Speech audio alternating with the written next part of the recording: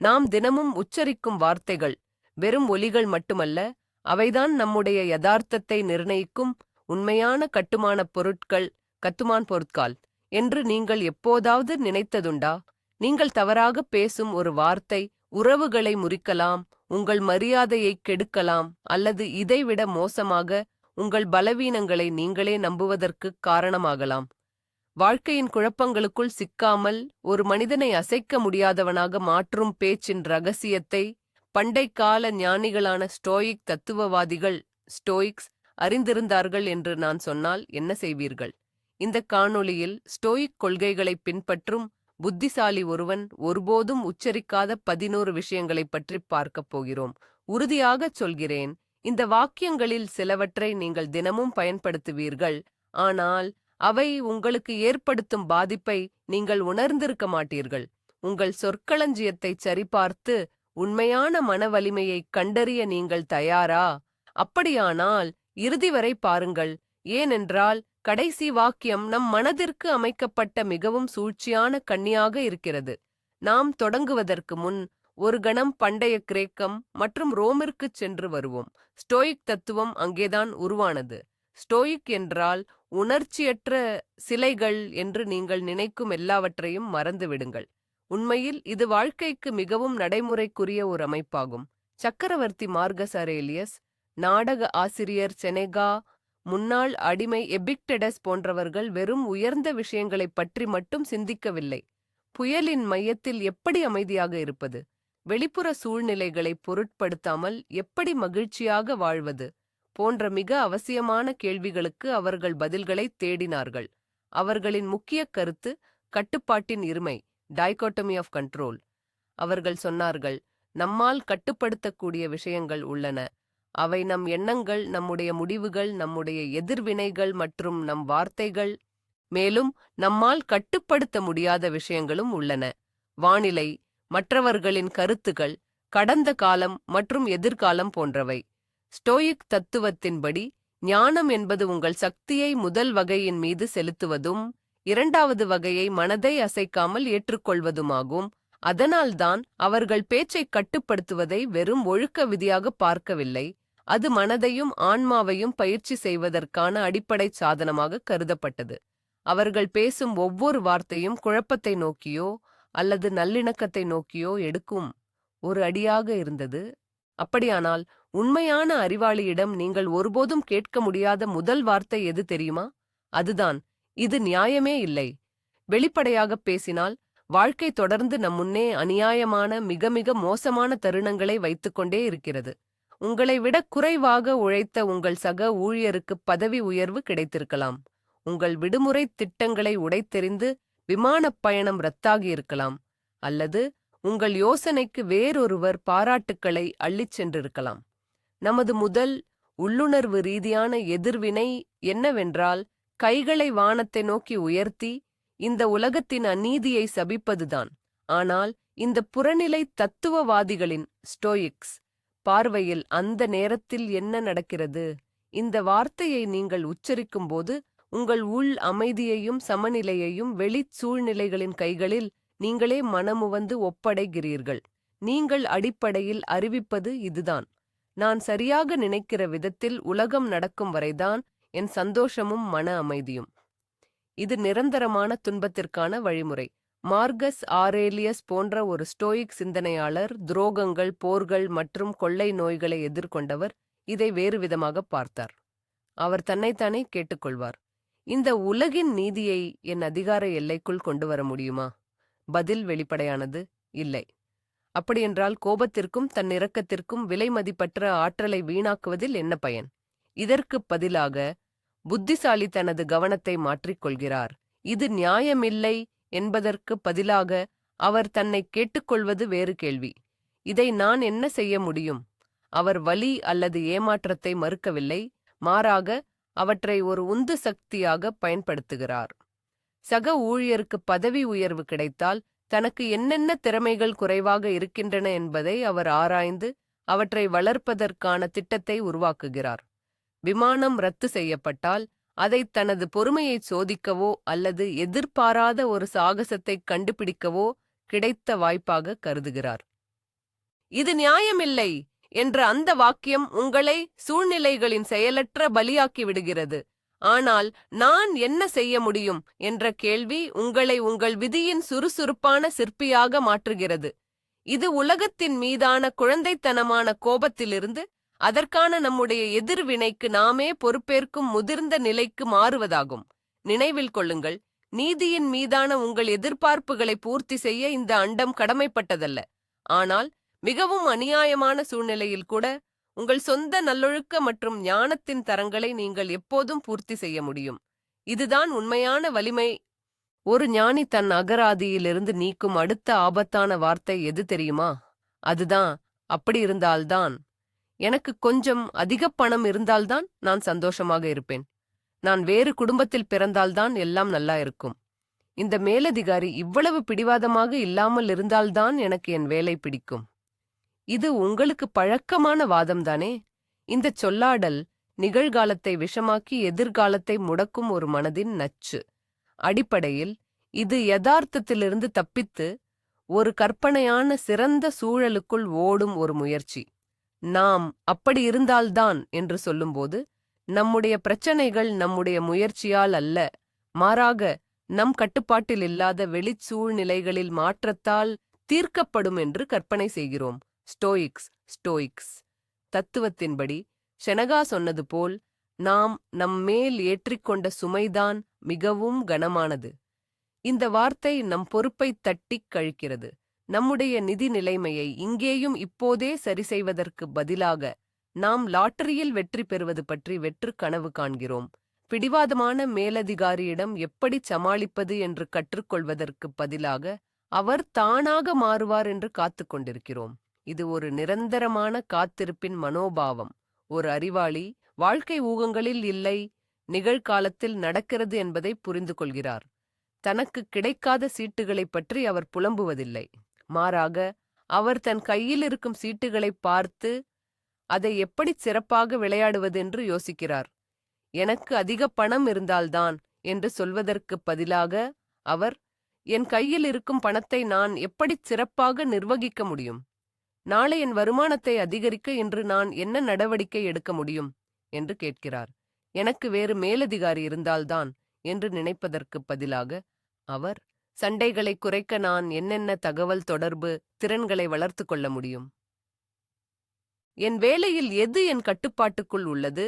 அதில் நான் எப்படி சிறப்பாக செயல்பட முடியும் என்று சிந்திக்கிறார். அப்படி இருந்தால்தான் என்பதை நான் எப்படி அல்லது நான் என்ன செய்யப் போகிறேன் என்று மாற்றுவது சும்மா கனவு காணும் நபரிடமிருந்து செயலில் ஈடுபடும் வீரன் நிலைக்கு மாறுவதாகும். உங்கள் சக்தி மையம் கற்பனையான இறந்த காலத்திலோ அல்லது எதிர்காலத்திலோ இல்லை. அது இங்கேயும் இப்போதே உங்கள் கைகளில்தான் இருக்கிறது என்பதை இது அங்கீகரிக்கிறது. சரியான சூழலுக்காக காத்திருப்பதை நிறுத்துங்கள். அது ஒருபோதும் வராது. உங்களிடம் இருக்கும் சூழலில் செயல்படத் தொடங்குங்கள். உண்மையான மாற்றத்திற்கான ஒரே வழி இதுதான்.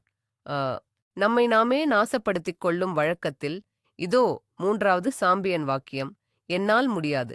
இந்த இரண்டு சிறிய வார்த்தைகளுக்கும் நம்ப முடியாத அழிக்கும் சக்தி இருக்கிறது. நாம் என்னால் முடியாது என்று சொல்லும்போது ஒரு உண்மையைச் சொல்லவில்லை, நமக்கு நாமே தீர்ப்பு எழுதிக் கொள்கிறோம். கடக்க முடியாத ஒரு சுவரை நம் மனதிற்குள் எழுப்புகிறோம்.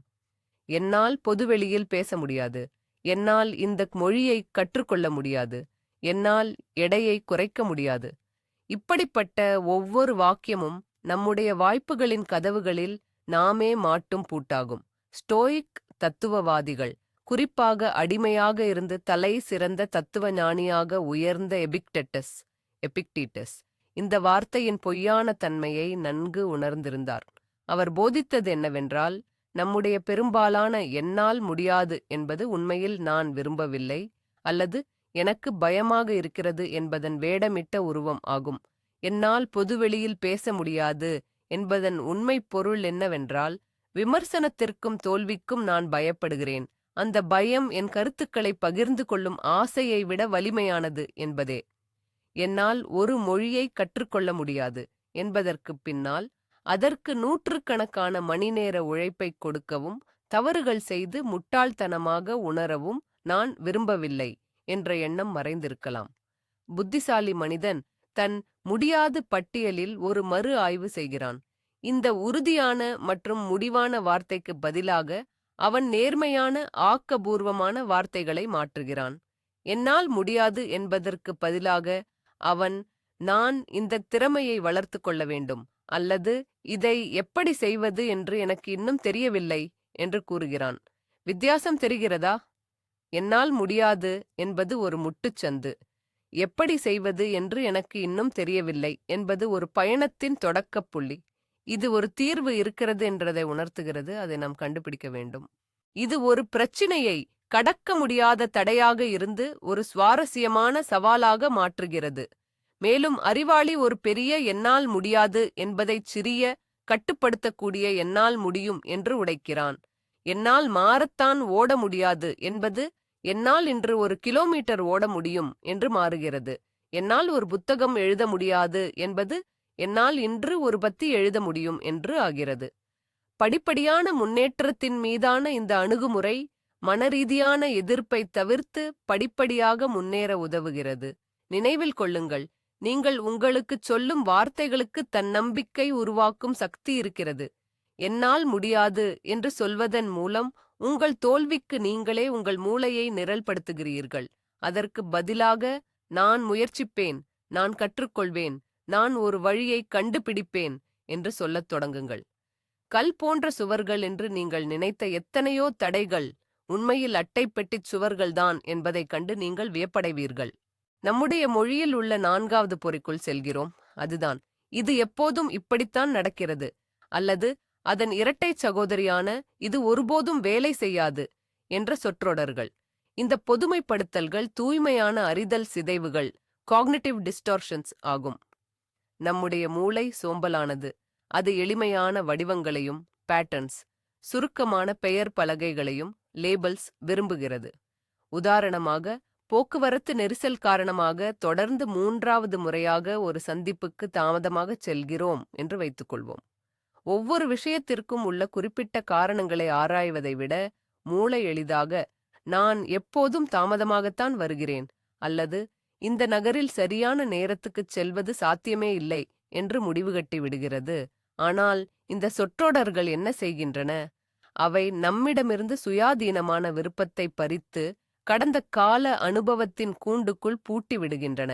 உங்களால் ஒருபோதும் உறவுகளை சரியாக அமைக்க முடியாது என்று உங்களையே நம்ப வைத்துக் கொண்டால் உங்கள் நம்பிக்கையை உறுதிப்படுத்த புதிய அறிமுகங்களை தாமாகவே நீங்கள் தகர்க்கத் தொடங்குவீர்கள். நேர்காணல்களில் எப்போதும் தோல்வியடைகிறோம் என்று நீங்கள் நம்பினால் அடுத்த நேர்காணலுக்கு நீங்கள் தோல்வி உணர்ச்சியுடன் தான் செல்வீர்கள். இதுவே பெரும்பாலும் உண்மையான தோல்விக்கும் வழிவகுக்கும். இது தன்னை நிறைவேற்றும் தீர்க்க தரிசனமாக செல்ஃப் ஃபுல்ஃபில்லிங் ப்ரொஃபசி மாறுகிறது. ஸ்டோயிக் தத்துவவாதிகள் யதார்த்தத்தை துல்லியமாகவும் நிதானமாகவும் பார்க்குமாறு வலியுறுத்தினார்கள். மார்க்கஸ் ஆரேலியஸ் தனது தியானங்களில் மெடிடேஷன்ஸ் ஒவ்வொரு நிகழ்வையும் தனிமைப்படுத்தி அதன் உண்மை நிலையிலேயே கடந்த காலத்தின் சுமைகளோ அல்லது எதிர்காலத்தை பற்றிய கவலைகளோ இல்லாமல் பார்க்குமாறு தனக்குத்தானே தொடர்ந்து நினைவூட்டிக் கொண்டார். ஒரு புத்திசாலி மனிதர் இந்த கொள்கையை பின்பற்றுகிறார். என் கருத்துக்களை யாரும் மதிப்பது இல்லை என்று சொல்வதற்கு பதிலாக அவர் இப்படிச் சொல்வார்: கடந்த கூட்டத்தில் என் கருத்துக்கு ஆதரவு கிடைக்கவில்லை, ஏன் என்று பார்ப்போம். நான் அதை சரியாக முன்வைக்கவில்லையா? அந்த நேரம் பொருத்தமற்றதா? அடுத்த முறை என் வாதங்களை நான் எவ்வாறு மேம்படுத்தலாம்?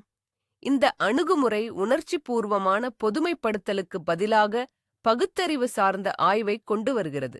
இது உங்களுக்கான கட்டுப்பாட்டை திரும்ப அளிக்கிறது. நிரந்தரமான எப்போதும் அல்லது ஒருபோதும் என்ற சொல்லுக்கு பலியாகி விடுபவராக இல்லாமல் நீங்கள் குறிப்பிட்ட சூழ்நிலைகளை ஆராய்ந்து குறிப்பிட்ட தீர்வுகளை தேடும் ஒரு ஆராய்ச்சியாளராக மாறுகிறீர்கள். ஒரு பரிசோதனையை செய்து பாருங்கள். ஒரு வாரத்திற்கு நீங்கள் எவ்வளவு அடிக்கடி எப்போதும் ஒருபோதும் தொடர்ந்து நிரந்தரமாக போன்ற வார்த்தைகளை பயன்படுத்துகிறீர்கள் என்பதை கவனியுங்கள். அதை பயன்படுத்துகிறீர்கள் என்று உங்களுக்கு தெரியும்போது உடனடியாக நிறுத்தி உங்களையே இப்படி கேளுங்கள்: இது உண்மையிலேயே அப்படித்தானா? விதிவிலக்கு இல்லாமல் இது ஒவ்வொரு முறையும் நடந்ததா? 99% நேரங்களில் இது மிகைப்படுத்தல்தான் என்பதை நீங்கள் கண்டறிவீர்கள். அதற்கு பதிலாக சில நேரங்களில் சமீப காலமாக 5 சந்தர்ப்பங்களில் போன்ற துல்லியமான வார்த்தைகளை பயன்படுத்துங்கள். இந்த எளிய வார்த்தை மாற்றம் எதிர்மறை பொதுமைப்படுத்தல்களின் பிடியிலிருந்து வெளியேறவும் உலகத்தையும் உங்களின் வாய்ப்புகளையும் மிகவும் யதார்த்தமாகவும் நம்பிக்கையுடனும் பார்க்கவும் உங்களுக்கு உதவும். ஒரு ஞானி தன் அகராதியிலிருந்து நீக்கும் 5வது வாக்கியம் மிகவும் தந்திரமானது. ஏனென்றால் அது பெரும்பாலும் மரியாதையின் போர்வையில் மறைந்திருக்கிறது. நான் உள்ளதை உள்ளபடிதான் சொல்கிறேன் அல்லது அதன் வேறுபாடுகள். நான் நேர்மையாக இருக்கிறேன், தப்பா எடுத்துக்காதீங்க. ஆனா பொதுவாக இந்த வார்த்தைகளைத் தொடர்ந்து கேட்கப்படாத விமர்சனங்கள், தகுதியற்ற கருத்துக்கள் அல்லது வெறுமனே முரட்டுத்தனம் மட்டுமே வரும். இந்த பழமொழி பயன்படுத்தும் நபர் தன் வார்த்தைகளுக்கும் அதன் விளைவுகளுக்கும் உள்ள பொறுப்பிலிருந்து விலக நினைக்கிறார். அவர் என்ன சொல்கிறார் என்றால், நான் உன்னை காயப்படுத்தவில்லை, இது புறநிலை உண்மைதான், நான் அதை வெளிப்படுத்துகிறேன், அவ்வளவுதான்.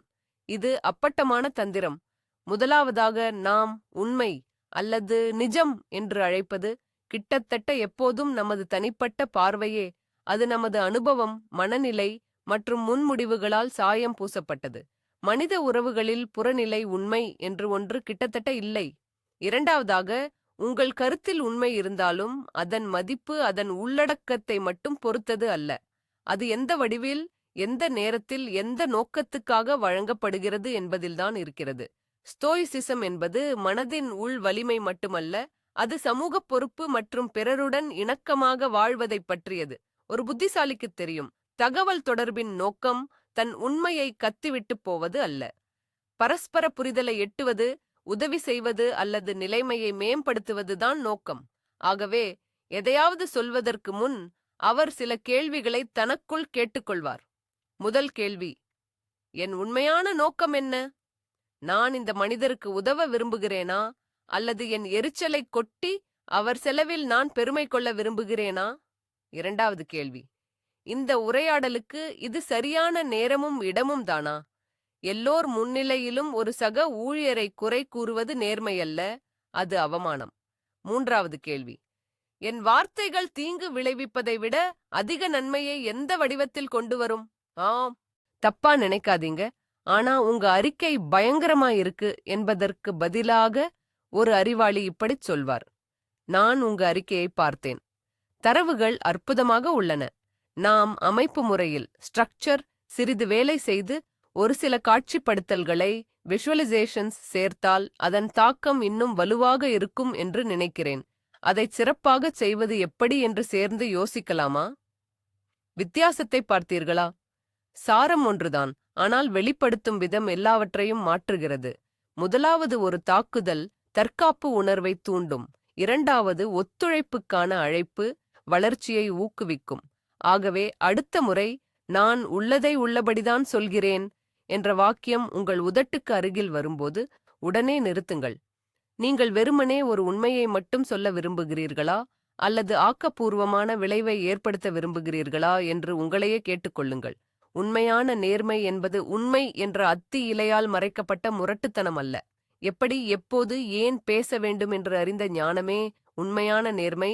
ஆறாவதாக, நாம் தவிர்க்க வேண்டிய ஒரு வாக்கியம் எனக்கு வேறு வழியே இல்லை என்பதுதான். நாம் நம்மை நாமே சிக்க வைத்துக் கொள்ளும் மிகப்பெரிய மாயைகளில் இதுவும் ஒன்று. இந்த வாக்கியம் நாம் கற்றுக்கொண்ட கையறு நிலையின் லேர்னட் ஹெல்ப்லெஸ்னஸ் வெளிப்படையான வார்த்தை வடிவம். இதை நாம் உச்சரிக்கும்போது நம் வாழ்வின் முழு அதிகாரத்தையும் வெளிப்புற சக்திகள், நபர்கள், சூழ்நிலைகள் என எல்லாவற்றுக்கும் விட்டுக் கொடுக்கிறோம். இந்த வெறுக்கத்தக்க வேலையை விட்டு என்னால் விலக முடியாது, எனக்கு வீட்டுக்கடன் இருக்கிறது, வேறு வழியில்லை. இந்த நச்சு உறவினர்களுடன் நான் பழகித்தான் ஆக வேண்டும், அவர்கள் என் குடும்பம், வேறு வழியில்லை. இப்படி பேசும்போது அடுத்தவர் சதுரங்க பலகையில் நாம் ஒரு சிப்பாயாக இருப்பது போல உணர்கிறோம். ஆனால் எபிக்டெடஸ் நமக்கு கற்றுக் கொடுத்த ஸ்டோயிசிசம் முக்கிய பாடம் என்னவென்றால், நமக்கு எப்போதும் ஒரு தேர்வு உண்டு என்பதுதான். மிகவும் இக்கட்டான, வெளியேறவே முடியாத சூழ்நிலைகளில் கூட நமக்கு தெரிவு இருக்கிறது. சூழ்நிலைகளை நாம் தேர்ந்தெடுக்க முடியாமல் இருக்கலாம். வீட்டுக் கடனையோ அல்லது நம் குடும்ப உறுப்பினர்களின் அமைப்பையோ நாம் தேர்ந்தெடுக்க முடியாமல் போகலாம். ஆனால் அந்தச் சூழ்நிலைகளுக்கு நாம் காட்டும் எதிர்வினையை நாம் எப்போதும் நிச்சயமாக தேர்ந்தெடுக்க முடியும். இதுதான் நம்முடைய தலையாய சுதந்திரம். இதை யாராலும் பறிக்க முடியாது. ஒரு புத்திசாலி மனிதர் கடினமான ஒரு சிக்கலை எதிர்கொள்ளும்போது ஒருபோதும் எனக்கு வேறு வழியே இல்லை என்று சொல்ல மாட்டார். அவர் சொல்வார், எனக்கு முன்னால் சில தெரிவுகள் உள்ளன, ஒவ்வொன்றுக்கும் ஒரு விலை உண்டு, அவற்றை தெளிவாக எடை போடலாம். என்னால் வேலையை விட முடியாது என்பதற்கு பதிலாக அவர் இப்படிச் சிந்திப்பார். முதல் தெரிவு, இந்த வேலையில் இருப்பது. இதற்கான விலை என் மன உளைச்சல், மன அழுத்தம், வளர்ச்சியில்லாத நிலை. நன்மை, வீட்டுக் கடனை அடைக்க நிலையான சம்பளம். இரண்டாவது தெரிவு, புதிய வேலை தேட ஆரம்பிப்பது. இதற்கான விலை தற்காலிக நிச்சயமற்ற தன்மை, கூடுதல் முயற்சி தேவை. நன்மை, திருப்தி அளிக்கக்கூடிய, அதோடு அதிக வருமானம் தரக்கூடிய வேலையை கண்டறியும் வாய்ப்பு. மூன்றாவது தெரிவு, நிதி பாதுகாப்பை உருவாக்க ஒரு பகுதி நேர வேலை தேடி பின் வேலையை விட்டு விலகுவது. இதற்கான விலை குறுகிய காலத்தில் குறைந்த தனிப்பட்ட நேரம். நன்மை, நீண்ட காலத்தில் சுதந்திரத்தைப் பெறுவது. நீங்கள் சிக்கலை இந்த வழியில் பிரித்துப் பார்க்கும்போது நீங்கள் பாதிக்கப்பட்டவராக இருப்பதை நிறுத்துகிறீர்கள். நீங்கள் ஆபத்துகளையும் நன்மைகளையும் அலசும் ஒரு வியூகவாதியாக மாறுகிறீர்கள். உங்கள் வாழ்க்கையின் அதிகாரத்தை மீண்டும் உங்களுக்கே பெற்றுக்கொள்கிறீர்கள். மிகவும் மோசமான சூழல்களிலும் கூட தேர்வு இருப்பதுண்டு. சித்திரவதை முகாமில் இருந்து பிழைத்த மனநல மருத்துவர் விக்டர் பிராங்கல் மனிதனிடமிருந்து அனைத்தையும் பறிக்க முடியும், ஆனால் ஒன்றை மட்டும் பறிக்க முடியாது என்று எழுதினார். கொடுக்கப்பட்ட எந்த ஒரு சூழ்நிலைக்கும் தனது அணுகுமுறையை தேர்ந்தெடுக்கும் இறுதி மனித சுதந்திரம் அது. ஆகவே நீங்கள் ஒரு சிக்கலில் மாட்டிவிட்டதாகவும் வேறு வழியே இல்லை என்றும் உங்களுக்கு தோன்றினால் அது வெறும் மாயை என்பதை புரிந்து கொள்ளுங்கள். எப்போதும் ஒரு தெரிவு இருக்கிறது. அது கடினமானதாக இருக்கலாம். எந்த தெரிவும் உங்களுக்கு பிடிக்காமல் போகலாம். ஆனால் தேர்வு இருக்கிறது என்ற உண்மையை புரிந்து கொள்வதுதான் உங்கள் வாழ்வின் கட்டுப்பாட்டை மீண்டும் உங்கள் கைகளில் எடுத்துக்கொள்வதற்கான முதல் மற்றும் மிக முக்கியமான படியாகும். ஒரு புத்திசாலி மனிதரிடமிருந்து நீங்கள் கேட்காத ஏழாவது விஷயம், அவன் எனக்கு ரொம்ப எரிச்சலைத் தருகிறான் அல்லது அவள் என் கோபத்தை தூண்டிவிட்டாள் என்பதுதான். மேலோட்டமாக பார்த்தால் இது நம் உணர்வுகளை விவரிக்கும் ஒரு எளிய வாக்கியமாக தோன்றலாம். ஆனால் எப்போதும் போல முக்கியமானது அதன் நுணுக்கங்களில்தான் உள்ளது. இந்த வாக்கியத்தின் கட்டமைப்பிலேயே ஒரு அடிப்படை சிந்தனை பிழை உள்ளது. இது உங்கள் உணர்ச்சி நிலையின் மீது மற்றவருக்கு நேரடி அதிகாரம் இருக்கிறது என்று கருதுகிறது. அதாவது அவர்களிடம் ஒரு ரிமோட் கண்ட்ரோல் இருப்பதாகவும் அவர்கள் எரிச்சல் அல்லது கோபம் என்ற பட்டனை அழுத்தினால் உங்களால் எதுவும் செய்ய முடியாது என்றும் நீங்கள் நம்புகிறீர்கள். இது ஸ்டோயிக் தத்துவத்திற்கு முற்றிலும் எதிரானது. நிகழ்வுகளோ அல்லது மனிதர்களோ நம்மை தொந்தரவு செய்வதில்லை.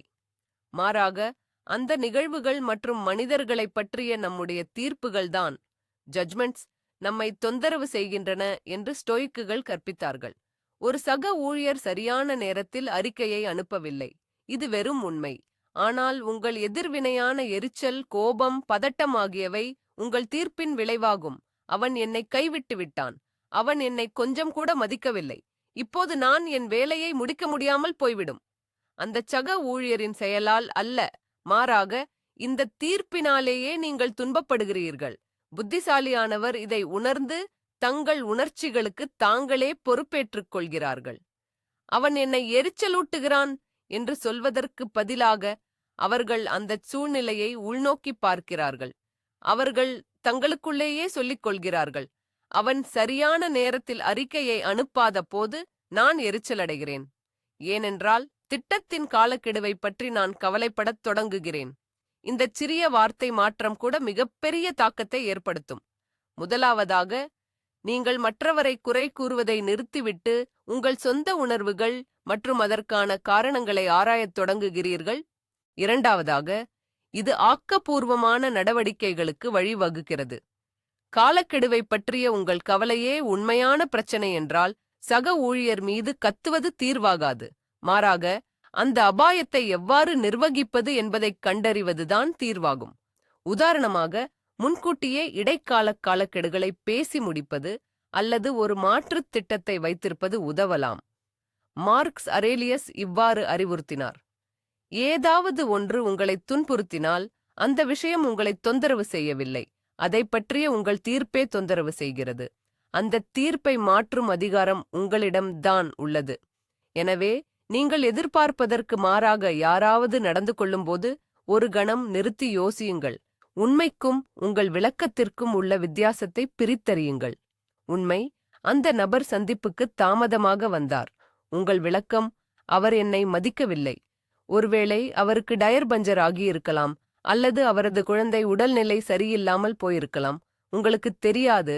ஆனால் உங்கள் எரிச்சல் உங்கள் தேர்வு என்பது உங்களுக்குத் தெரியும். நீங்கள் புரிதலை, பொறுமையை அல்லது வெறுமனே ஆக்கபூர்வமான சிக்கலை தீர்ப்பதை தேர்ந்தெடுக்கலாம். அவன் எனக்கு ஆத்திரத்தை உண்டாக்கினான் என்ற வார்த்தையை தவிர்ப்பதன் மூலம் உங்கள் மனநிலையின் மீதான அதிகாரத்தை மற்றவர்களிடமிருந்து நீங்கள் மீட்டுக்கொண்டு உங்கள் உள் உலகத்தின் உண்மையான எஜமானராக ஆகிறீர்கள்.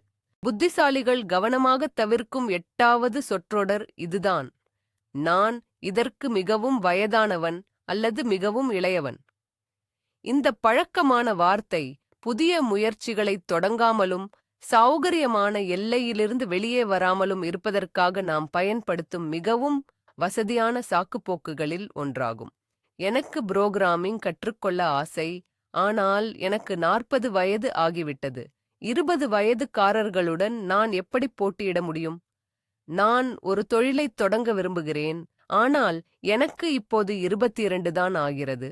யார் என்னை சீரியஸாக மதித்து ஏற்றுக்கொள்வார்கள்? இந்தச் சந்தர்ப்பங்களில் வயது என்பது நமது ஆசைகளிலிருந்து நம்மை துண்டிக்கும் ஒரு உடைக்க முடியாத தடை போலவும் இரும்புத் திரை போலவும் பயன்படுத்தப்படுகிறது. ஸ்டோயிக் தத்துவவாதிகள் இந்த மனநிலையை சமூக ஸ்டீரியோடைப்களுக்கான தன்னார்வ அடிமைத்தனம் என்று அழைப்பார்கள். அவர்கள் காலம் செல்லச் செல்ல வரும் ஞானத்தையும் அனுபவத்தையும் மதித்தார்கள். ஆனால் நல்லொழுக்கத்திற்கும் வளர்ச்சிக்கும் வயது வரம்புகள் இல்லை என்பதையும் அவர்கள் உணர்ந்திருந்தார்கள். தத்துவம் என்பது வாழ்நாள் முழுவதும் தொடர வேண்டிய ஒரு பயிற்சி. எனவே எதைக் கற்றுக்கொள்ளவும் தாமதமும் இல்லை, சீக்கிரமும் இல்லை. புத்திசாலி ஒருவன் வயதை ஒரு தடையாக அல்ல, மாறாக தனித்துவமான வளங்களின் தொகுப்பாக பார்க்கிறான். அவர் மிகவும் வயதானவர் என்றால் அவர் இவ்வாறு சிந்திக்கிறார். ஆம், இளைஞர்களைப் போல எனக்கு சக்தி குறைவாக இருக்கலாம், ஆனால் அனுபவம், ஞானம், தொடர்பு வட்டம் மற்றும் நிதி நிலைத்தன்மை போன்ற பல அனுகூலங்கள் என்னிடம் உள்ளன. இந்த நன்மைகளை நான் எப்படி சாதகமாக பயன்படுத்தலாம்? அவர் யாருடனும் போட்டியிடாமல் தனக்காகவே வளர்ச்சி அடைய முடியும் என்ற வேகத்தில் கற்றுக்கொள்ள முடியும் என்பதை புரிந்து கொள்கிறார். அவர் மிகவும் இளையவர் என்றால் அவர் வேறு விதமாகச் சிந்திப்பார். ஆம், எனக்கு அனுபவம் குறைவாக இருக்கலாம், ஆனால் என்னிடம் அபரிமிதமான சக்தி, சிந்தனை, நெகிழ்வுத்தன்மை, ரிஸ்க் எடுக்கும் துணிவு மற்றும் நிறைய நேரம் இருக்கிறது. இந்த சக்தியை நான் எப்படி விரைவாக அனுபவத்தை அடைவதற்கு பயன்படுத்த முடியும்? அவர் தனது இளமையை குறித்து வெட்கப்படாமல் அதை தனது போட்டி அனுகூலமாக மாற்றுகிறார். இந்த சாக்குப்போக்கை மறுக்கும் உதாரணங்களால் வரலாறு நிரம்பியுள்ளது. கர்னல் சாண்டர்ஸ் தன் 60களுக்குப் பிறகுதான் KFC-ஐத் தொடங்கினார். மார்க் சக்கர்பெர்க் தனது 19லேயே ஃபேஸ்புக்கை உருவாக்கினார். முக்கியம், நீங்கள் வாழ்ந்த ஆண்டுகளின் எண்ணிக்கை அல்ல, அவற்றை நீங்கள் எப்படி பயன்படுத்துகிறீர்கள் என்பதுதான். நான் மிகவும் வயதானவன், இளையவன் என்ற சொற்றொடர் பயத்தின் அறிகுறியாகும். அது தோல்வி பயம், முட்டாளாகத் தெரிந்து விடுவோமோ என்ற பயம் அல்லது மாற்றத்திற்கான பயம். இந்த பயத்தை ஒப்புக்கொள்வதுதான் அதைத் தாண்டுவதற்கான முதல் படியாகும். பாஸ்போர்ட்டில் உள்ள எண்ணுக்கு பின்னால் மறைந்து கொள்வதற்கு பதிலாக புத்திசாலி இப்படிச் சொல்கிறார்: எனது வயதில் இதைத் தொடங்க எனக்கு சற்று பயமாகத்தான் இருக்கிறது, ஆனால் நான் எப்படியும் முயற்சி செய்வேன். இன்று நான் எடுக்கக்கூடிய முதல் சிறிய அடி என்ன? இத்தகைய அணுகுமுறையே வாழ்நாள் முழுவதும் கற்றலுக்கும் வளர்ச்சிக்கும் வழி திறக்கிறது. இது ஒவ்வொரு காலகட்டத்தையும் ஒரு தடையாக அல்லாமல் தனித்துவமான வாய்ப்புகளுடன் கூடிய ஒரு புதிய அத்தியாயமாக மாற்றுகிறது. அறிவாளி ஒருபோதும் உறுதியாகச் சொல்லாத 9வது வாக்கியம் இதுதான்: இதையெல்லாம் பற்றி எனக்குத் தெரியும். இந்த கூற்று பலத்தின் அடையாளம் அல்ல, மாறாக பலவீனத்தின் அடையாளம். இது அகங்காரம் மற்றும் அறிவார்ந்த சோம்பலின் வெளிப்பாடு. ஒரு துறையில் அறிவின் உச்சத்தை எட்டிவிட்டதாக ஒருவன் முடிவு செய்யும்போது அவனது வளர்ச்சி அங்கே நின்று விடுகிறது. அவனது மனம் புதிய தகவல்களுக்கும் மாற்று கருத்துக்களுக்கும் விமர்சனங்களுக்கும் வளர்ச்சிக்கும் கதவுகளை மூடிக்கொள்கிறது. அவன் தனக்குச் சொந்தமான கோட்பாடுகளால் தன்னைச் சுற்றிலும் ஒரு கோட்டையை கட்டிக்கொண்டு இந்த நிஜ உலகத்தின் சிக்கலான மற்றும் பன்முகத்தன்மையை காணத் தவறிவிடுகிறான். ஸ்டோயிக் தத்துவத்தின் முன்னோடிகளில் ஒருவரான சாக்ரடீஸ், எனக்கு எதுவும் தெரியாது என்று எனக்குத் தெரியும் என்று கூறினார். இந்த முரண்பாட்டில்தான் மிகப்பெரிய ஞானம் அடங்கியுள்ளது. ஒருவரது அறிவின் எல்லைகளை ஒப்புக்கொள்வதுதான் கற்றுக்கொள்வதற்கான மிக முக்கியமான முன்னிபந்தனை. புத்திசாலி எப்போதும் சந்தேகம் கொள்வதற்கான ஒரு இடத்தை தன் மனதில் விட்டு வைக்கிறான். அவன் எந்த ஒரு விஷயத்தையும் ஒரு புதிய நபரின் ஆர்வத்துடன் அணுகுகிறான். சந்தைப்படுத்தலை பற்றி மார்க்கெட்டிங் எனக்கு எல்லாம் தெரியும் என்று சொல்வதற்கு பதிலாக அவர் இப்படிச் சொல்வார்: நான் கடந்த 15 ஆண்டுகளாக சந்தைப்படுத்தலில் இருக்கிறேன். இதுவரை நான் புரிந்து கொண்ட விஷயங்கள் இவைதான். ஆனால் நான் எப்போதும் புதிய கருத்துக்களுக்கு தயாராக இருக்கிறேன். உங்கள் பார்வையை சொல்லுங்கள். இத்தகைய அணுகுமுறை அவனது சொந்த தொடர்ச்சியான கற்றலுக்கு உதவுவதோடு மட்டுமல்லாமல் மற்றவர்களையும் தன்னுடன் நெருக்கமாக உணர வைக்கிறது. எல்லாம் அறிந்தவர்களை யாருக்கும் பிடிக்காது. கேட்கவும் கற்றுக்கொள்ளவும் தவறுகளை ஒப்புக்கொள்ளவும் தயாராக இருப்பவர்களிடம்தான் மக்கள் ஈர்க்கப்படுவார்கள். எனக்கெல்லாம் தெரியும் என்ற அறிக்கை உடனடியாக எந்த ஒரு உரையாடலையும் நிறுத்தி அதை ஒற்றைப் பேச்சாக மொனோலாக் மாற்றிவிடும். ஆனால் அறிவாளி உரையாடலுக்கு மதிப்பளிப்பான். ஏனெனில் வெவ்வேறு கருத்துக்கள் மோதுவதில்தான் உண்மை பெரும்பாலும் பிறக்கிறது என்பதை அவன் புரிந்து கொள்கிறான். நான் தவறு செய்ய வாய்ப்புள்ளது, அல்லது இது ஒரு சுவாரஸ்யமான பார்வை, நான் இதை பற்றி யோசிக்கவில்லை என்று சொல்ல அவன் பயப்படுவதில்லை. அறிவுசார் பணிவின் இந்த நிலை ஒரு பெரிய உள்வலிமை மற்றும் தன்னம்பிக்கையின் அடையாளம். உண்மையாகவே தன்னம்பிக்கை உள்ள ஒருவர்தான் தனக்குத் தெரியாத ஒன்றை காட்டிக்கொள்ள பயப்படுவதில்லை. அவனது மதிப்பு ஏற்கனவே திரட்டப்பட்ட அறிவின் அளவில் இல்லை, மாறாக புதிதாக கற்றுக்கொள்வதற்கான திறன் மற்றும் விருப்பத்தில்தான் உள்ளது என்பதை அவன் புரிந்து கொள்கிறான். எனவே நீங்கள் வளர விரும்பினால் எனக்கு எல்லாம் தெரியும் என்ற வாக்கியத்தை உங்கள் சொற்களஞ்சியத்தில் இருந்து நீக்கிவிடுங்கள். அதற்கு பதிலாக நான் இன்னும் அதிகமாக கற்றுக்கொள்ள விரும்புகிறேன் என்று சொல்லுங்கள். வாழ்க்கைப் பள்ளியில் நீங்கள் ஒரு நிரந்தர மாணவராக இருங்கள். அப்போது உங்கள் மனம் எப்போதும் கூர்மையாகவும் நெகிழ்வுடனும் உலகம் உங்களுக்கு வழங்கத் தயாராக இருக்கும் அற்புதமான கண்டுபிடிப்புகளுக்கு திறந்ததாகவும் இருக்கும். ஒரு ஞானி தவிர்க்கும் 10வது வாக்கியம் செயலற்ற ஆக்ரோஷமும் மறைமுகமான பழிச்சொல்லும் நிறைந்தது. அதுதான் நான் அப்போதே சொன்னேன்ல. இந்த வார்த்தைகள் பொதுவாக யாராவது ஒருவர் உங்கள் அறிவுரையை புறக்கணித்துவிட்டு வேறு ஒரு வழியில் சென்று தோல்வியைச் சந்திக்கும்போது உச்சரிக்கப்படுகின்றன. நீங்கள் உங்கள் கருத்தின் சரியான தன்மையை நிலைநாட்ட முயல்வது போலத் தோன்றலாம். ஆனால் உண்மையில் அந்த தருணத்தில் நீங்கள் உங்கள் அகங்காரத்தை, ஈகோ, அனுதாபத்தையும் ஆதரவையும் விட மேலாக வைத்து விடுகிறீர்கள். இந்த வாக்கியத்தின் நோக்கம் மற்றவருக்கு உதவுவது அல்ல, மாறாக அவர்களின் தோல்வியை பயன்படுத்தி உங்களை நீங்களே நிரூபித்துக் கொள்வதுதான். பார், நான் சரியா இருந்தேன், நீ தப்பு பண்ணிட்ட, நான் தான் புத்திசாலி. ஏற்கனவே கீழே விழுந்து கிடப்பவனை மேலும் தாக்குவது போலாகும் இது. பிறர் மிகவும் பாதிக்கப்படக்கூடிய ஒரு தருணத்தில் உங்கள் மேன்மையை நீங்கள் வெளிப்படுத்துகிறீர்கள். ஸ்டோயிக் தத்துவம் நமக்கு பிறர் மீது இரக்கம் கொள்ளவும் சமூகத்திற்கு பயனுள்ளதாக இருக்கவும் கற்றுக் கொடுக்கிறது. ஒரு ஞானி புரிந்து கொள்கிறார், அவருடைய நண்பரோ சக ஊழியரோ அல்லது நெருங்கியவரோ தவறு செய்யும்போது அப்போது அவருக்கு தேவைப்படுவது அவர் செய்த தவறை மீண்டும் சுட்டிக்காட்டுவதல்ல, மாறாக அவருக்கு ஆதரவும் உதவியும் நிலைமையை ஆக்கப்பூர்வமாக அணுகி பகுப்பாய்வு செய்வதும் தான் தேவை. தான் சொன்னது சரி என்று பெருமிதம் கொள்வதற்கு பதிலாக புத்திசாலி அந்த இடத்தில் தன்னுடைய அனுதாபத்தை வெளிப்படுத்துவார். அவர் இப்படிச் சொல்லலாம்: இப்படி நடந்ததற்கு நான் மிகவும் வருந்துகிறேன். நான் இப்போது உங்களுக்கு என்ன உதவி செய்ய முடியும்? அல்லது சூழ்நிலைக்கு ஏற்ப இந்த நிலையை சரி செய்ய நாம் ஒன்றாக என்ன செய்யலாம்? இதிலிருந்து எதிர்காலத்திற்கான எந்த பாடங்களை கற்றுக்கொள்ளலாம் என யோசிக்கலாம். வாருங்கள், இந்த அணுகுமுறை உறவுகளின் போக்கை மோதலில் இருந்து ஒத்துழைப்பிற்கு மாற்றுகிறது. நீங்கள் அந்த நபருக்கு எதிராக இல்லை, ஆதரவாக இருக்கிறீர்கள் என்பதை காட்டுகிறீர்கள். நீங்கள் இருவரும் சவால்களைச் சேர்ந்து சமாளிக்கும் ஒரு குழுவாக இருக்கிறீர்கள். நான் அப்போதே சொன்னேன்ல என்ற வார்த்தை நம்பிக்கையை உடைக்கிறது. இது அடுத்த முறை தோல்விகள் ஏற்படும்போது பழிச்சொல்லுக்கு பயந்து உங்களை விட்டு அந்த பிரச்சனைகளை மறைக்கத் தூண்டுகிறது. ஆனால் ஆதரவும் அனுதாபமும் அதற்கு நேர்மாறாக உறவுகளை வலுப்படுத்துகின்றன. மக்கள் தவறு செய்வதற்கும் அதிலிருந்து கற்றுக்கொள்வதற்கும் பாதுகாப்பான இடத்தை இது உருவாக்குகிறது. மேலும் தான் மட்டுமே சரி என்று நிரூபிக்க தொடர்ந்து முயற்சிப்பது என்பது ஒருவரின் தன்னம்பிக்கையின்மையையே காட்டுகிறது. தன் அறிவிலும் ஞானத்திலும் நம்பிக்கை கொண்ட ஒருவருக்கு தன்னை முக்கியமானவராக உணர மற்றவர்களின் தவறுகளை சுட்டிக்காட்ட வேண்டிய அவசியம் இல்லை. அவருடைய சுயமரியாதை மற்றவர்கள் செய்யும் தவறுகளை சார்ந்து இல்லை. அதனால்தான் அடுத்த முறை உங்களுக்கு அந்த எரியும் வாக்கியத்தை உச்சரிக்கும் ஆசை வரும்போது ஒரு கணம் நில்லுங்கள். உங்களையே கேட்டுக்கொள்ளுங்கள். இப்போது எது முக்கியம்? என்னுடைய ஈகோவா அல்லது இவருடனான என்னுடைய உறவா? நான் சரியாக நிரூபிக்க வேண்டுமா அல்லது உதவியாக இருக்க வேண்டுமா? ஒரு ஞானியின் தேர்வு எப்போதும் இரண்டாவது விருப்பமாகத்தான் இருக்கும்.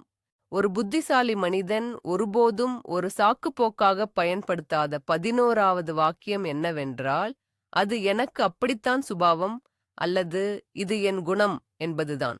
இந்த கூற்று அறிவு ரீதியிலான ஒரு சரணாகதியாகும். கோபம், நேரமின்மை அல்லது அவநம்பிக்கை போன்ற தன் நடத்தைகள் விமர்சிக்கப்படும்போது ஒருவர் இவ்வாறு சொன்னால், அவர் அடிப்படையில் தனக்கு மாற்றிக்கொள்ளும் திறன் இல்லை என்றும் விருப்பம் இல்லை என்றும் கூறுகிறார்.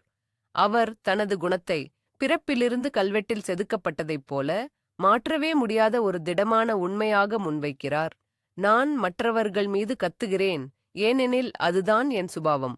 நான் எப்போதும் தாமதமாகத்தான் வருவேன், ஏனென்றால் ஒழுங்கீனம்தான் என் பிறப்புக் குணம். இது மிக வசதியான நிலைப்பாடு, ஏனெனில் இது ஒருவர் தன் செயல்களுக்கும் அதனால் மற்றவர்களுக்கு ஏற்படும் விளைவுகளுக்கும் உள்ள பொறுப்பை முழுமையாக நீக்கிவிடுகிறது. ஆனால் ஸ்தோயிக்கியவாதிகள் இதற்கு நேர்மாறாக நம்பினார்கள். அவர்கள் நிரந்தரமான ஒழுக்கச் செம்மைக்கான சாத்தியத்திலும் அவசியத்திலும் நம்பிக்கை வைத்தனர். அவர்களை பொறுத்தவரை குணம் அல்லது அவர்கள் கூறுவது போல் நல்லொழுக்கம் என்பது நமக்கு வழங்கப்பட்ட ஒன்றல்ல. மாறாக நாம் நமது அன்றாடத் தேர்வுகள், பழக்க வழக்கங்கள் மற்றும் செயல்கள் மூலம் தினசரி உருவாக்கிக் கொள்பவை. செனிகா இவ்வாறு எழுதினார்: கடினமாக இருப்பதால் நாம் முயற்சி செய்வதில்லை, மாறாக நாம் முயற்சி செய்ய துணியாததால்தான் அது கடினமாகிறது. அதைப்போலவே நாம் இயல்பாகவே கோபக்காரர்கள் அல்ல. கோபத்திற்கு அடிமையாகும் பழக்கத்தினாலேயே நாம் கோபக்காரர்களாக மாறுகிறோம். புத்திசாலி ஒருவன் தன் குணம் என்பது முடிவான தீர்ப்பல்ல, மாறாக வாழ்நாள் முழுவதும் அவன் உழைக்க வேண்டிய ஒரு திட்டம் என்பதை உணர்கிறான். அவன் தன் பிறவிச் சாய்வுகளை மறுப்பதில்லை, ஆனால் அவை தன்னை ஆதிக்கம் செலுத்த அனுமதிப்பதில்லை. இது என் சுபாவம் என்பதற்கு பதிலாக அவன் இவ்வாறு கூறுவான்: ஆம், எனக்கு கோபப்படும் சாய்வு உள்ளது, ஆனால் என் எதிர்வினைகளை நான் சிறப்பாக கட்டுப்படுத்த முயற்சித்துக் கொண்டிருக்கிறேன். அல்லது சரியான நேரத்தில் வருவது எனக்கு சிரமம் என்று எனக்குத் தெரியும், அதனால் இந்த பலவீனத்தை எதிர்த்து போராட நான் சிறப்பு திட்டமிடல் உத்திகளை பயன்படுத்துகிறேன்.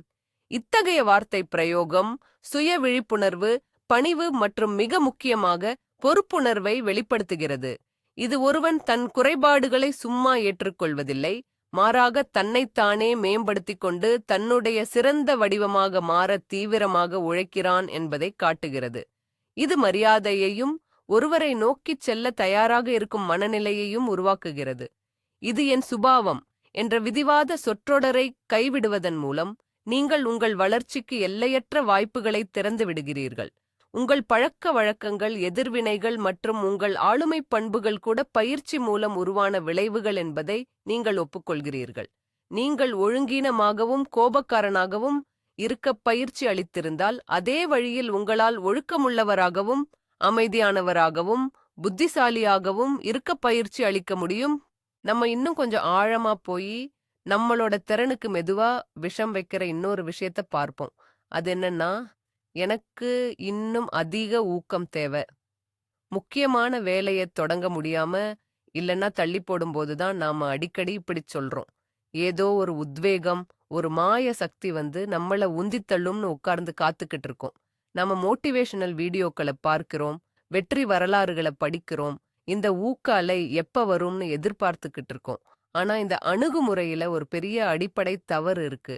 இத ஸ்டோயிக் தத்துவவாதிகள் உடனடியா கண்டுபிடிச்சிருப்பாங்க. அவங்க என்ன சொல்வாங்கன்னா, நாம காரணத்தையும் விளைவையும் மாத்தி புரிஞ்சுக்கிறோம். அதாவது ஊக்கம் வந்த பிறகுதான் செயல் வரும்னு நாம நினைக்கிறோம். ஆனா உண்மை என்னன்னா, பெரும்பாலான நேரங்கள்ல செயலுக்குப் பிறகுதான் ஊக்கம் வருது.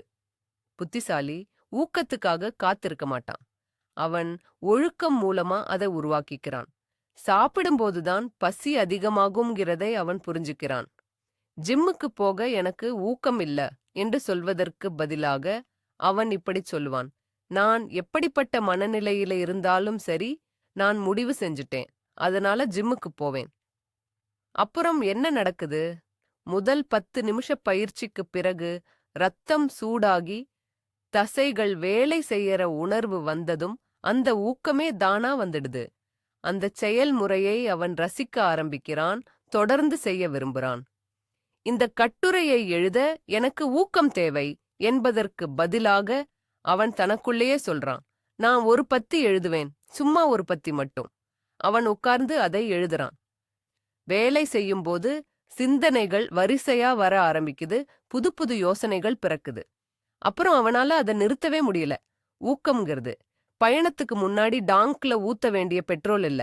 ஊக்கம்ங்கிறது ஒரு டைனமோ இயந்திரம். முதல்ல நம்மளோட சொந்த முயற்சியால அதை கஷ்டப்பட்டு சுத்த விடணும். அதுக்கப்பிறகுதான் அதுதானா சக்தியை உற்பத்தி செய்ய ஆரம்பிக்கும். வெளிப்புற ஊக்கத்தை நம்பியிருப்பது ஒரு சில வினாடிகளில் மறைந்து போகும் உணர்வுகளையும் வெளித்தூண்டுதல்களையும் நம்பியிருப்பது போல. இது மணல் மேல வீடு கட்டுறதுக்குச் சமம். ஆனா ஒழுக்கம்ங்கிறது நீங்களே உருவாக்குற அஸ்திவாரம். உங்களுக்கு விருப்பம் இல்லாவிட்டாலும் செய்ய வேண்டியதைச் செய்வதற்கான முடிவை எடுக்கிறதுதான் ஒழுக்கம். என்ன ஒரு முரண்பாடுனா, இந்த ஒழுக்கம்தான் கடைசியில மிகவும் உறுதியான உண்மையான ஊக்கத்தை உருவாக்குது. அதாவது கடமையைச் செய்து முடிச்சதால வர்ற தன்னம்பிக்கை மற்றும் பெருமை உணர்வுதான் அது. அதனால கடலுக்கரையில காத்து கிடக்காதீங்க, ஊக்கத்தை தேடுவத நிறுத்துங்க. முதல் மிகச்சிறிய அடியை மட்டும் எடுத்து வையுங்க. அப்போ அந்த ஊக்கம் உங்க பாதையில உங்களைத் தானா வந்து பிடிச்சுக்கும்.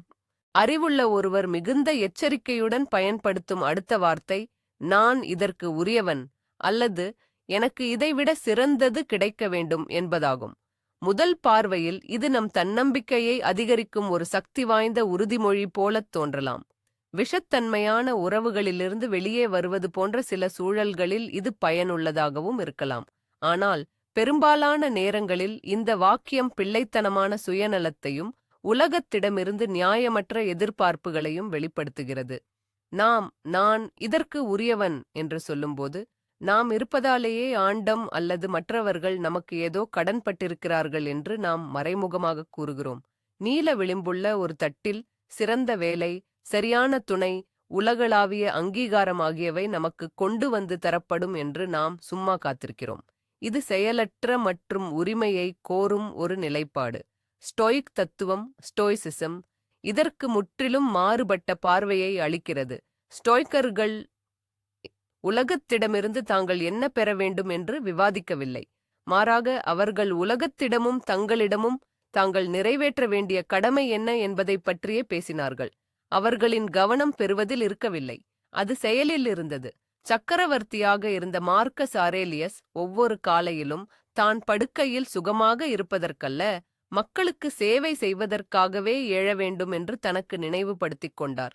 தனக்கு அதிகாரமும் மரியாதையும் கிடைக்கத் தகுதியுண்டு என்று அவர் நினைக்கவில்லை. நீதியும் தர்மமும் கொண்ட ஒரு ஆட்சியாளராக இருப்பது தன் கடமை என்று அவர் நம்பினார். புத்திசாலி ஒருவர் உரிமை கொள்ளும் சிந்தனையை கைவிட்டு உருவாக்கும் மற்றும் தகுதியானவராக இருக்கும் சிந்தனையை ஏற்கிறார். எனக்கு உயர்வு உரியது என்று நினைப்பதற்கு பதிலாக அவர் இப்படி எண்ணுகிறார், நான் விரும்பும் பதவிக்கு நான் தகுதியானவராக இருக்க என்ன செய்ய வேண்டும்? நான் என்ன திறமைகளை வளர்த்துக் கொள்ள வேண்டும்? என் பதவி உயர்வு ஒரு இயற்கையான மற்றும் தவிர்க்க முடியாத விஷயமாக மாற நான் நிறுவனத்திற்கு என்ன மதிப்பை அளிக்க வேண்டும்? நான் மரியாதை பெறத் தகுதியுள்ளவன் என்பதற்கு பதிலாக அவர் தகுதியானவர்களிடம் நான் எவ்வாறு நடந்து கொள்ள வேண்டும், அப்போதுதான் நான் மரியாதையை ஈட்ட முடியும் என்று கேட்கிறார். சிந்தனையின் இந்த மாற்றம் மிக முக்கியமானது. இது கட்டுப்பாட்டின் மையத்தை வெளி உலகத்திலிருந்து உங்களுக்குள்ளே நோக்கி மாற்றுகிறது. நீங்கள் நீட்டிய கையுடன் யாசகம் செய்பவராக இருக்க மாட்டீர்கள். உங்கள் வாழ்க்கையின் சிற்பியாக மாறுகிறீர்கள். உங்களுக்கு ஏதோ கொடுக்கப்படும் என்று நீங்கள் காத்திருக்காமல், விரும்பிய பலன்களை இயற்கையாகவே ஈர்க்கும் மதிப்பை நீங்களே உருவாக்குகிறீர்கள். அது மட்டுமல்லாமல் உங்களுக்கு ஏதோ உரியது என்ற உணர்வு தொடர்ந்து இருந்தும் அது கிடைக்காமல் போனால் அது வருத்தத்திற்கும் பொறாமைக்கும் மற்றும் ஏமாற்றத்திற்கும் நேரடியான வழியாகும். உங்களுக்கு கிடைக்க வேண்டிய விஷயம் மற்றவர்களுக்கு எப்படி கிடைத்தது என்று கண்டு நீங்கள் கோபப்படுவீர்கள். ஆனால் உங்கள் சொந்த வளர்ச்சி மற்றும் சேவை மீது கவனம் செலுத்துவது வெளிப்புற அங்கீகாரத்தை பொருட்படுத்தாமல் மனநிறைவையும் உள் நல்லிணக்கத்தையும் தருகிறது. ஆகையால் நான் இதற்கு உரியவன் என்ற இந்த வார்த்தையின் மீது கவனமாக இருங்கள். நீங்கள் உரியது என்று நம்புவதைப் பெறுவதற்கு முயற்சி செய்யாமல் சிறந்ததற்கே உண்மையிலேயே தகுதியான ஒருவராக மாறுவதற்கு முயற்சி செய்யுங்கள். நம் மனதை நஞ்சாக்கி நம் முன்னேற்றத்தை தடுக்கும் மற்றொரு வாக்கியம் இதுதான்: இது என் தவறு இல்லை, அல்லது நான் குற்றவாளி இல்லை. இது ஒரு உள்ளுணர்வு ரீதியான தற்காப்பு நடவடிக்கை. குற்ற உணர்ச்சியுடன் இருக்க யாரும் விரும்புவதில்லை. எனவே ஒரு திட்டம் தோல்வியடையும் போதோ, உறவில் பிரச்சனை வரும்போதோ அல்லது ஒரு பிழை நேரும்போதோ முதலில் நமக்கு தோன்றுவது யாரையாவது பலி தேடுவதுதான்.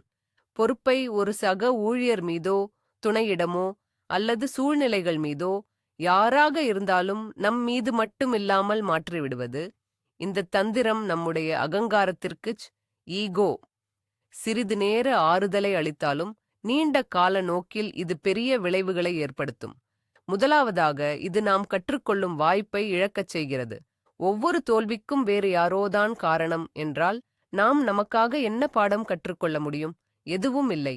நாம் அதே வளர்ச்சி நிலையில் இருப்போம், மீண்டும் மீண்டும் அதே தவறைச் செய்யத் தயாராக இருப்போம். இரண்டாவதாக, இது நம்பிக்கையையும் உறவுகளையும் அழிக்கிறது. தங்கள் தவறுகளை ஒருபோதும் ஒப்புக்கொள்ளாதவர்களுடன் வேலை செய்யவும் வாழவும் மக்கள் விரும்புவதில்லை. இது நச்சுத்தன்மை வாய்ந்த டாக்சிக் சூழ்நிலையையும் பரஸ்பர குற்றச்சாட்டுகளையும் உருவாக்குகிறது. இதற்கு மாறாக ஸ்டோயிக்ஸ் தீவிரமான பொறுப்பை வலியுறுத்தினர். நம்முடைய சிந்தனைகள், தீர்ப்புகள் மற்றும் செயல்கள் இவை நம் கட்டுப்பாட்டில் இருக்கும் எல்லாவற்றிற்கும் நாம் தான் முழு பொறுப்பேற்க வேண்டும் என்று அவர்கள் கற்பித்தனர். அறிவாளியான ஒருவர் ஒரு சிக்கலை எதிர்கொள்ளும்போது குற்றவாளிகளை தேடுவதில்லை. அவர் காரணங்களையும் தீர்வுகளையும் தான் தேடுகிறார். அவர் கேட்கும் முதல் கேள்வி யார் காரணம் என்பது அல்ல, மாறாக இந்தச் சூழ்நிலையில் என்னுடைய பங்களிப்பு என்ன என்பதே ஆகும். புறநிலையாக பார்த்தால் முக்கிய தவறு வேறு ஒருவர் மீது இருந்தாலும் அவர் தன்னுடைய பங்கை ஆராய்கிறார். நான் போதுமான அளவு தெளிவாக வேலையை ஒதுக்கவில்லையா? இடைநிலைச் செயல்முறையை நான் கண்காணிக்கவில்லையா? முதல் எச்சரிக்கை சமிக்ஞைகளை நான் புறக்கணித்தேனா? இந்த அணுகுமுறைக்கும் தன்னையே வருத்திக் கொள்வதற்கும் எந்தச் சம்பந்தமும் இல்லை.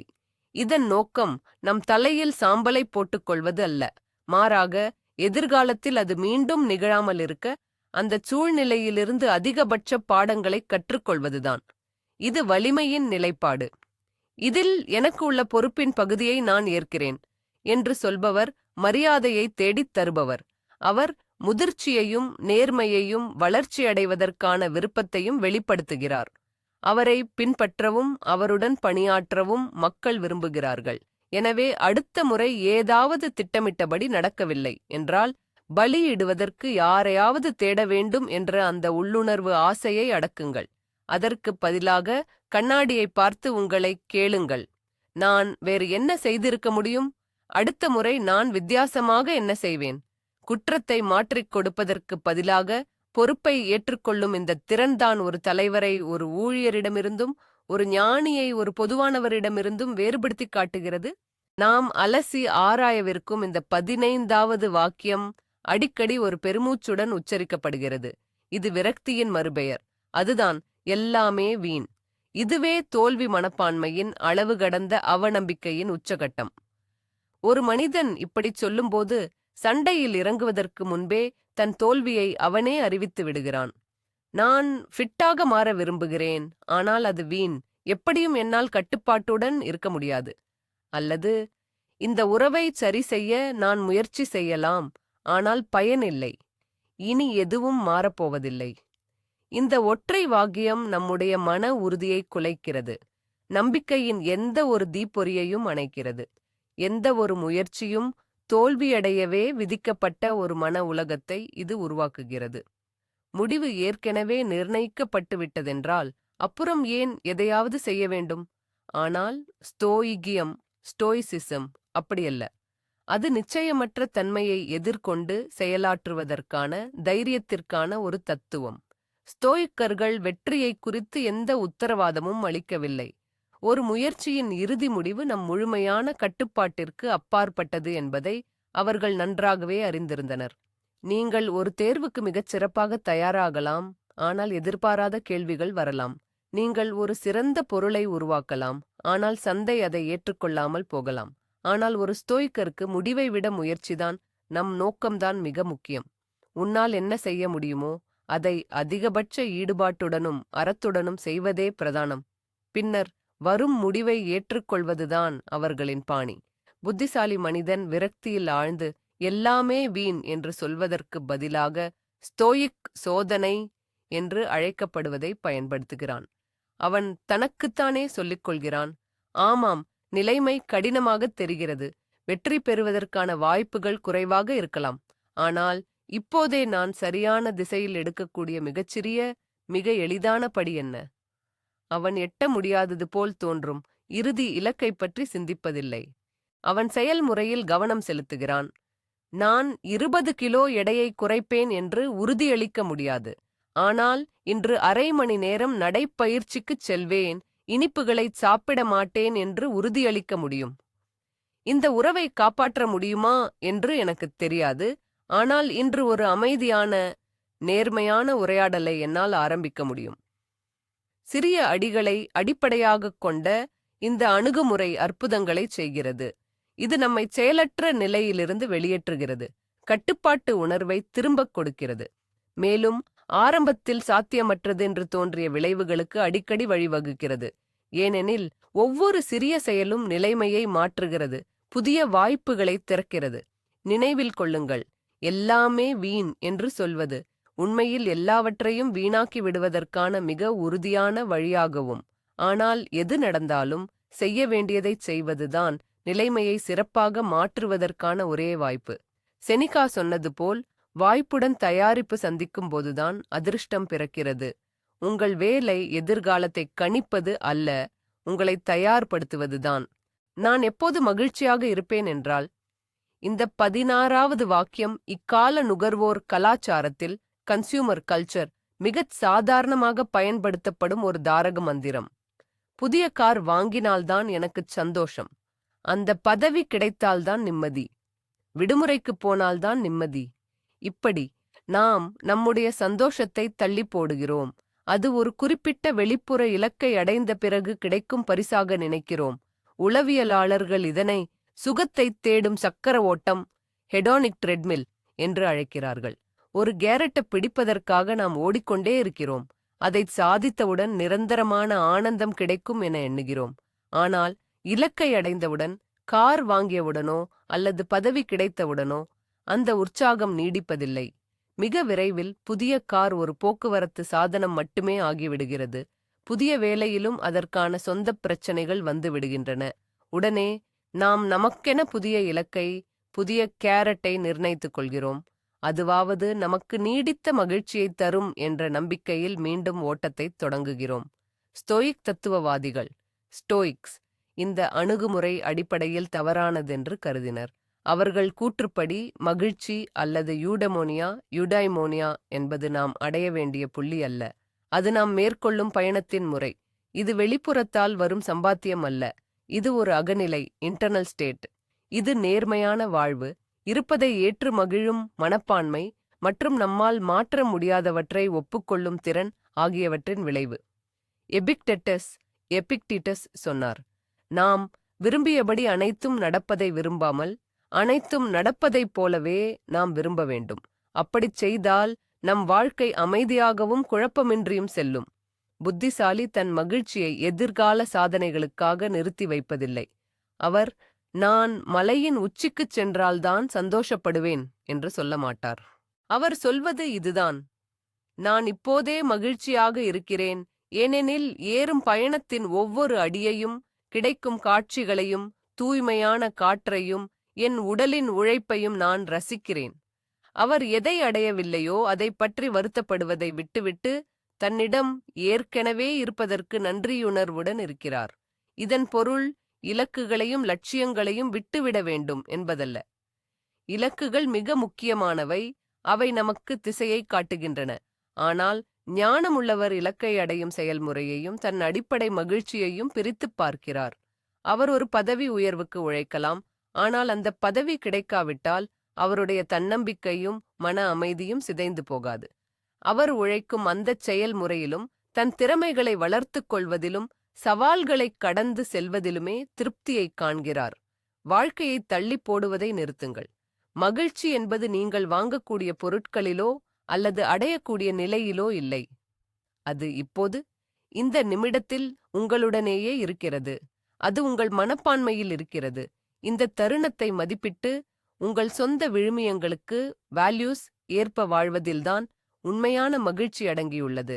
நம் பேச்சில் அடிக்கடி வெளிவரும், குறிப்பாக பொறுப்பேற்பதிலிருந்தோ அல்லது முடிவெடுப்பதிலிருந்தோ நாம் தப்பிக்க விரும்பும்போது சொல்லப்படும் அந்த 17வது வாக்கியத்தை கவனிப்போம். அதுதான், எனக்குத் தெரியாது. உண்மையில் நமக்கு எதுவும் தெரியாத சூழ்நிலைகள் நிச்சயமாக உண்டு. அவ்வாறு தெரியவில்லை என்பதை ஒப்புக்கொள்வது ஞானத்தின் அடையாளம்தான். அது பற்றி நாம் ஏற்கனவே பேசியுள்ளோம். ஆனால் பல நேரங்களில் இந்த வார்த்தைகளுக்குப் பின்னால் வேறொன்று ஒளிந்திருக்கும். அது சோம்பல், பயம் அல்லது சிந்திக்கும் விருப்பமின்மை. உங்கள் வாழ்க்கையில் நீங்கள் என்ன செய்ய விரும்புகிறீர்கள்? எனக்குத் தெரியாது. இந்த பிரச்சனைக்கு நாம் எப்படி தீர்வு காண்பது? எனக்குத் தெரியாது. இது போன்ற சந்தர்ப்பங்களில் எனக்குத் தெரியாது என்பது தகவல் இல்லாததை குறிப்பதல்ல. மாறாக பதிலளிப்பதை தவிர்ப்பதற்கான, முடிவெடுக்கும் சுமையை மற்றவர்கள் மீது மாற்றுவதற்கான அல்லது பிரச்சனையை அப்படியே கிடப்பில் போடுவதற்கான ஒரு வழியாகும். இது தேக்க நிலைக்கு இட்டுச் செல்லும் ஒரு செயலற்ற நிலைப்பாடு. புத்திசாலி மனிதர் அவரிடம் உடனடி பதில் இல்லாவிட்டாலும் எனக்குத் தெரியாது என்பதை ஒரு முற்றுப்புள்ளியாக பயன்படுத்துவதில்லை. அவர் அதை கேள்விக்கான தொடக்கமாக, அதாவது ஒரு கமா போல பயன்படுத்துகிறார். வெறுமனே எனக்குத் தெரியாது என்று சொல்வதற்கு பதிலாக அவர் இப்படிச் சொல்வார், இது ஒரு நல்ல கேள்வி. இதற்கு என்னிடம் இப்போதைக்கு விடை இல்லை. ஆனால் அதைக் கண்டறிய நான் இதைச் செய்யப் போகிறேன். அல்லது நான் இதை பற்றி யோசித்துவிட்டு நாளை சில யோசனைகளுடன் வருகிறேன். அல்லது எனக்குத் தெரியாது, ஆனால் இதையும் முயற்சி செய்யலாம் என்று நினைக்கிறேன். சாத்தியமான வழிகளை நாம் ஆராய்வோம். இந்த அணுகுமுறை முன்முயற்சியையும் பொறுப்புணர்வையும் தெளிவாக காட்டுகிறது. இது நிச்சயமற்ற ஒரு நிலையை ஒரு முட்டுச்சந்திலிருந்து மாற்றி சிந்தனை செயல்முறைக்கான ஒரு தொடக்கப் புள்ளியாக மாற்றுகிறது. இது ஒரு தலைவர் என்ற நிலையிலோ அல்லது குடும்பத்தின் அல்லது அணியின் பொறுப்புள்ள உறுப்பினர் என்ற நிலையிலோ மிகவும் முக்கியமானது. எந்த ஒரு அடுத்த நடவடிக்கையும் இல்லாமல் தொடர்ந்து எனக்குத் தெரியாது என்று பதிலளிப்பவர்கள் காலப்போக்கில் தங்கள் அதிகாரத்தை இழக்கிறார்கள். அவர்களிடம் யாரும் தீர்வுகளை எதிர்பார்ப்பதில்லை. அவர்களை நம்புவதையும் நிறுத்திவிடுகிறார்கள். ஆனால் பதில் தெரியாவிட்டாலும் அதைக் கண்டறியும் முன்முயற்சியை எடுக்கத் தயாராக இருப்பவர்கள் நம்பிக்கையையும் மரியாதையையும் பெறுகிறார்கள். ஸ்டோயிக்கியர்கள் பகுத்தறிவுக்கும் தர்க்கத்திற்கும் அதிக முக்கியத்துவம் கொடுத்தனர். உலகை புரிந்து கொள்வதற்கும் சிக்கல்களை தீர்ப்பதற்கும் மூளைதான் முக்கிய கருவி என்று அவர்கள் கருதினர். எனவே எனக்குத் தெரியாது என்ற வாக்கியத்தின் மூலம் சிந்திக்கும் செயல்முறையிலிருந்து விலகுவது மனித இயல்பை நிராகரிப்பதற்கு சமமாக இருந்திருக்கும். எனவே அடுத்த முறை எனக்குத் தெரியாது என்று சொல்லும்போது ஒரு கணம் நிறுத்துங்கள். உங்களையே கேட்டுக்கொள்ளுங்கள். உங்களுக்கு உண்மையிலேயே தெரியவில்லையா அல்லது தெரிந்து கொள்ள முயற்சி செய்ய விரும்பவில்லையா? இரண்டாவதுதான் உண்மையானால் உங்கள் மூளையை வேலை செய்யத் தூண்டுங்கள். கேள்விகளைக் கேட்கத் தொடங்குங்கள். அனுமானங்களை உருவாக்குங்கள். தகவல்களைத் தேடுங்கள். உங்கள் அறியாமையை பதிலைக் கண்டறியும் ஒரு சுவாரஸ்யமான தேடலாக மாற்றுங்கள். ஒரு புத்திசாலி சும்மா வீணாகப் பேசாத 18வது விஷயம் என்னவென்றால், அது வெறும் வாக்குறுதி அல்லது சபதம். சத்தியமா, இனிமே நான் ஸ்வீட்டே சாப்பிட மாட்டேன். உறுதி, திங்கட்கிழமையிலிருந்து ஓட ஆரம்பிச்சிடுவேன். இந்த ப்ராஜெக்டை சாயங்காலத்துக்குள்ள முடிச்சிடுறேன்னு வாக்குறுதி கொடுக்கிறேன். இதெல்லாம் நடைமுறையில் சாத்தியமில்லை என்று உங்களுக்கு நன்றாகவே தெரியும். நாம் பெரும்பாலும் உணர்ச்சி வசப்பட்டு மற்றவர்களை கவர அல்லது நம்மை நாமே உந்துவிக்க இதுபோன்ற வாக்குறுதிகளைக் கொடுத்து விடுகிறோம். ஆனால் நிறைவேற்றப்படாத வாக்குறுதிகள் நமக்கு நாமே கொடுத்திருந்தாலும் அவை ஒரு பேரழிவை ஏற்படுத்தும் விளைவைக் கொண்டுள்ளன. மீறப்படும் ஒவ்வொரு வார்த்தையும் உங்கள் நேர்மையையும் சுயக்கட்டுப்பாட்டையும் அரித்து விடுகிறது. உங்கள் உள்மனமே உங்களை நம்புவதை நிறுத்திவிடுகிறது. 100வது முறையாக திங்கட்கிழமையிலிருந்து ஒரு புதிய வாழ்க்கையைத் தொடங்கப் போகிறீர்கள் என்று நீங்களே சொல்லிக் கொள்ளும்போது உங்கள் ஆழ்மனம் சப்கான்ஷியஸ் உங்களை பார்த்துச் சிரிக்கிறது. ஏனென்றால் அது வெறுமனே வெற்று வார்த்தைகள் என்று அதற்குத் தெரியும். இதே நிலைதான் மற்றவர்களுடனான உறவுகளிலும் நடக்கிறது. நீங்கள் தொடர்ந்து வாக்குறுதிகளைக் கொடுத்து அவற்றை நிறைவேற்றாமல் போனால் உங்கள் பெயருக்கு களங்கம் ஏற்படும். மக்கள் உங்களை நம்புவதை நிறுத்திவிடுவார்கள். உங்கள் வார்த்தைகள் மதிப்பையும் எடையையும் இழந்துவிடும். உங்கள் ஆம் என்பதற்கு அர்த்தமே இல்லாத நபராக நீங்கள் ஆகிவிடுவீர்கள். ஸ்டோயிக்ஸ் தத்துவவாதிகள் சொல்லுக்கும் செயலுக்கும் இடையிலான ஒத்திசைவுக்கு அதிக முக்கியத்துவம் கொடுத்தனர். அவர்களை பொறுத்தவரை நல்லொழுக்கம் என்பது வெறும் அழகான பேச்சுகளில் இல்லை, அது உறுதியான செயல்களில்தான் இருந்தது. புத்திசாலி ஒருவன் வார்த்தையின் வலிமையை புரிந்து கொண்டு தனது வாக்குறுதிகளை மிகுந்த தீவிரத்துடன் எடுத்துக்கொள்கிறான். எதை கொடுக்கும் முன்பும் தனது திறமைகளை நிதானமாக மதிப்பிடுகிறார். ஒரு யதார்த்தமற்ற வாக்குறுதியை கொடுப்பதற்கு பதிலாக அவர் இப்படிச் சொல்வதையே விரும்புவார்: இதை நான் சாயங்காலத்துக்குள் முடித்து விடுவேன் என்று என்னால் உறுதியளிக்க முடியாது, ஆனால் என்னால் முடிந்தளவு முயற்சிப்பேன், மேலும் செயல்முறையின் நிலவரத்தை உனக்குத் தெரியப்படுத்துவேன். இது மிகவும் நேர்மையானது, மேலும் அதிக மரியாதையையும் வரவழைக்கிறது. சத்தமான சபதங்களுக்கு பதிலாக அவர் அமைதியான ஆனால் நிலையான செயல்களையே தேர்ந்தெடுக்கிறார். தான் புகைப்பிடிப்பதை நிறுத்திவிட்டதாக அவர் உலகத்திற்கு கத்திக் கூறமாட்டார். அவர் சத்தமில்லாமல், நாள் தவறாமல், எந்த நாடகமும் இல்லாமல் அதை நிறுத்திவிடுகிறார். அவருடைய செயல்கள் எந்த வார்த்தையை விடவும் சத்தமாக பேசுகின்றன. இந்த கொள்கைதான் குறைவாக வாக்குறுதி கொடு, அதிகமாக செயல்படுத்து, under promise and over deliver என்று அழைக்கப்படுகிறது. இது உங்களுடனும் மற்றவர்களுடனும் நம்பிக்கையை கட்டியெழுப்ப ஒரு பொன்னான விதியாகும். உங்கள் வார்த்தைகள் வலிமை பெற வேண்டுமென்றால் வாக்குறுதிகளை அள்ளி வீசுவதை நிறுத்துங்கள். குறைவாக பேசுங்கள், ஆனால் உங்கள் ஒவ்வொரு வார்த்தையும் செயலால் வலுவூட்டப்படட்டும். உங்கள் ஆம் எஃப்க்கு போல உறுதியாகவும் உங்கள் இல்லை திட்டவட்டமானதாகவும் தெளிவாகவும் இருக்கட்டும். இதில்தான் ஒருவரின் உண்மையான நம்பகத்தன்மையும் ஆளுமை நேர்மையும் அடங்கியுள்ளது. பலவீனத்தையும் நம்பிக்கையின்மையையும் வெளிப்படுத்தும் 19வது அம்சம் எதுவென்றால் அது தேவைக்கதிகமான மன்னிப்பு கோருவதுதான். தொந்தரவு செய்ததற்கு மன்னிக்கவும் ஒரு முட்டாள்தனமான கேள்வியை கேட்கலாமா? ஐயோ, மன்னிக்கணும், நான் பொருத்தமற்ற நேரத்தில் வந்துவிட்டேன் என்று நினைக்கிறேன். நிச்சயமாக நீங்கள் தவறு செய்திருக்கும்போது மன்னிப்புக் கேட்பது என்பது வலிமையின், பக்குவத்தின் அடையாளம் என்பதில் சந்தேகமில்லை. ஆனால் சிலர் இருக்கிறார்கள், அவர்கள் தங்கள் இருப்புக்காகவே தொடர்ந்து மன்னிப்பு கேட்டுக்கொண்டே இருப்பார்கள். அவர்கள் ஒரு கேள்வியை கேட்கும்போதும், தங்கள் கருத்தை வெளிப்படுத்தும் போதும் அல்லது உதவி கேட்கும் போதும் கூட மன்னிப்பு கோருவார்கள். இத்தகைய பழக்கம் தாழ்வான சுயமரியாதை மற்றும் பிறருக்குச் சிரமமாக இருந்து விடுவோமோ என்ற பயத்தின் வெளிப்பாடு ஆகும். தொடர்ந்து மன்னிப்பு கேட்கும் ஒருவர் தன்னைச் சுற்றியுள்ளவர்களுக்கு ஒரு மௌனமான சிக்னலை அனுப்புகிறார். நான் முக்கியமானவனில்லை, என்னுடைய தேவைகளுக்கும் கருத்துக்களுக்கும் மதிப்பு இல்லை, நான் உங்களது நேரத்தையும் கவனத்தையும் பெறத் தகுதியற்றவன். இது அவரை எந்த ஒரு உரையாடலிலும் ஒரு பலவீனமான நிலையில் வைக்கிறது. மக்கள் அதற்கேற்பவே நடந்து கொள்ளத் தொடங்குகிறார்கள். அவரது கருத்து புறக்கணிக்கப்படுகிறது. அவரது கோரிக்கைகள் 2வது இடத்திற்கு தள்ளப்படுகின்றன. ஸ்தோயிக்க தத்துவம் மற்றவர்களைப் போலவே நம்மையும் நாம் மதிக்க வேண்டும் என்று கற்பிக்கிறது. விவேகமான ஒரு நபர் தனக்கு இருப்பதைப் போலவே பிறருக்கும் இருக்க உரிமை உண்டு என்பதை உணர்கிறார். தன் இருப்பிற்கும் கருத்துக்கும் நேரத்துக்கும் அவர் திமிராகவோ அல்லது மரியாதை குறைவாகவோ நடந்து கொள்ள மாட்டார். ஆனால் தான் இருப்பதற்காக அவர் மன்னிப்பு கேட்கவும் மாட்டார்.